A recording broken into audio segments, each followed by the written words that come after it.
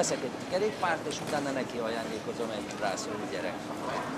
Az Ausztriából Ausztráliába repülő Zelei József eddig 48 állam több mint 1000 városát látogatta meg két keréken, közel 36 000 kilométert tudva maga mögött.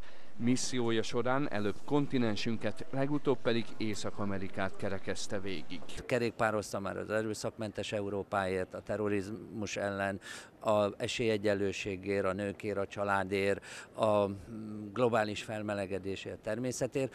És soha nem kerékpároztam azokért az emberekért, akik ezt a túrát segítették. Most a békeszerető embereknek szánom ezt az utat. Zelei azt szeretné demonstrálni, hogy jó volna egy olyan világban élni, ahol az egyszerű kerékpáros vándor veszélyek nélkül és alkalmasint más ember segítségében reménykedve szelhet át kontinenseket.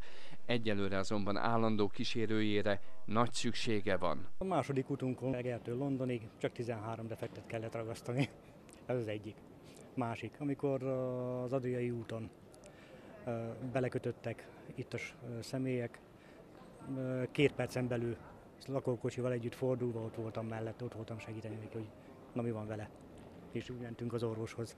Zelei tekert, mint európai, de elsősorban mint magyar hírt vitt hazánkról a világ népeinek szinte valamennyi országba.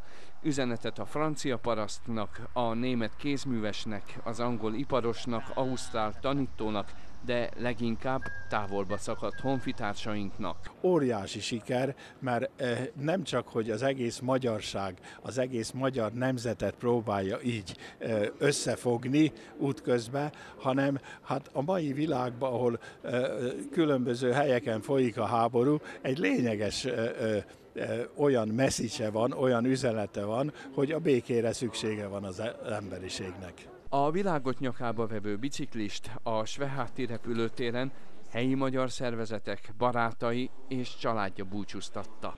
10 éve ezt teszi, és hát nagyon nem örülök neki igazság szerint, mert nagyon fog hiányozni, és ez lesz igazából a leghosszabb túrája, mert eddig csak ilyen 1 hónapok voltak, vagyis hát csak, és most pedig 2 hónap lesz.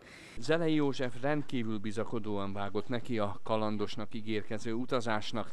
Azt mondta, az ausztráliai magyarok meglepő pontossággal ismerik a magyarországi történéseket, és a szokásosnál is nagyobb szeretettel várják. Ezekben a pillanatokban elindul a békekerékpáros nagykövetek kísérőjével az Ausztráliához tartozó Hobartba, ahol tasmániai magyarok várják. Ez a sziget egyébként az a hely, ahol a világ legveszélyesebb állatai élnek. A Duna Televíziót Pozsonyi Péter tudósította Bécsből.